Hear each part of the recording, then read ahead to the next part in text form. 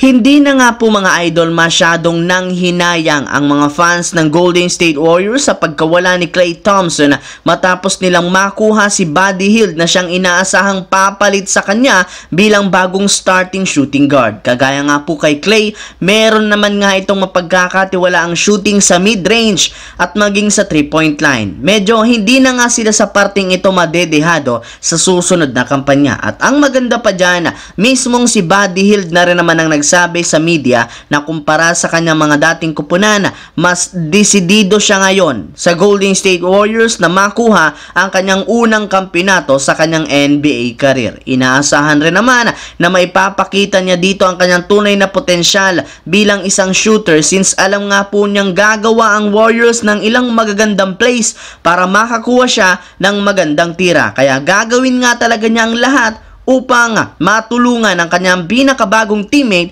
na si Stephen Curry sa pagkuha ng kanyang titulo. Samantala, kahit man merong mga bagong malalaro na nakuha ang Golden State Warriors sa kanilang lineup, hindi pa rin naman dito kumbinsido ang NBA legend at ngayon analyst na si Charles Barkley. Sa katunayan, matapang at nakatawa pa nga itong sinagot ang tanong sa kanya ng media kung mapapangunahan nga ba ni Stephen Curry ang Warriors na makakuha muli ng kampeonato gamit ang kanilang bagong lineup.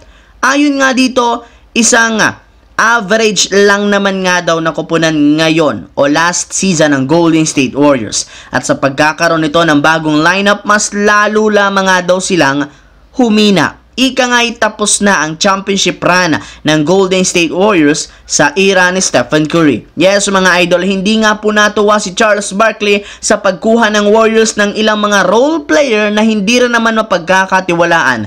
Yes mga idol, lahat ng kanilang mga bagong player na sina Buddy Hield, Kyle Anderson at maging si DeAnthony Melton ay napaka-inconsistent nga daw ang laruan at hindi malabong mangyari rin ito sa Warriors. Isa pa, tumatanda na rin naman nga daw si Draymond Green at Curry kaya malabo nga talagang magkampiyon pa next year ang kanilang team. Ayon yan sa naging banat ni Charles Barkley. Sa kabilang banda naman, mismong NBA insider na si Sam Amico ang nagbulgar na ayaw nga po ng general manager ng Lakers na si Rob Pelinka na gumamit ng kanilang future first round pick para sa trade ni Jeremy Grant. Kaya isa na naman nga pong sasayanging trade ng Lakers ngayong off-season. Ngunit hindi rin naman ibig sabihin ito na hindi na sila gagawa pa ng move sa mga susunod na linggo para mapa-improve ang lineup. Ayon nga po sa lumabas na balita, gagamit o sakripisyo lang naman nga ng Lakers sa isang trade ang kanilang future first round picks